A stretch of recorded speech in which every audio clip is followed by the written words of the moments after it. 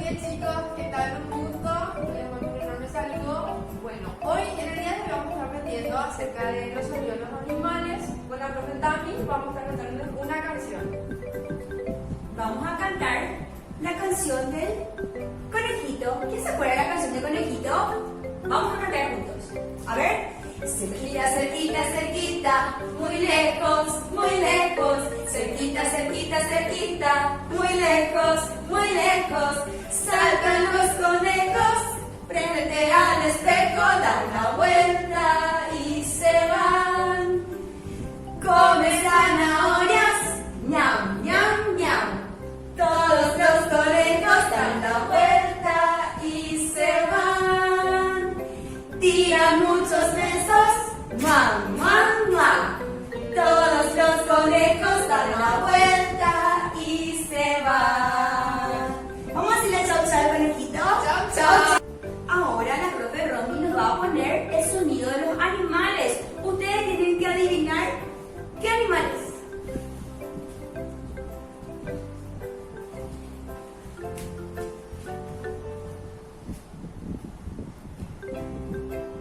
A ver, escuchen.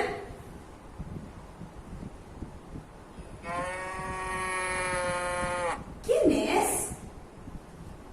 Otra vez, a ver, escuchen. Es la vaca. Ustedes tienen que repetir también en sus casas el sonido de la vaca. Ahora, ¿quién viene? Vamos a escuchar. ¿Quién es? Es el pato. Ustedes también en sus casas tienen que repetir el sonido del pato. ¿Quién estaba primero? La vaca. ¿Cómo hacía la vaca? ¡Mu! ¿Y cómo hacía el patito? ¡Cuac, cuac, cuac! Muy bien. Bueno chicos, esto fue todo por hoy.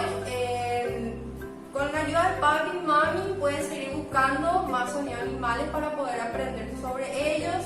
Y recuerden hacer siempre sus tareas. Les mandamos un fuerte beso y un enorme abrazo con la profe Tami. Nos vemos en el siguiente video. Chao, chao.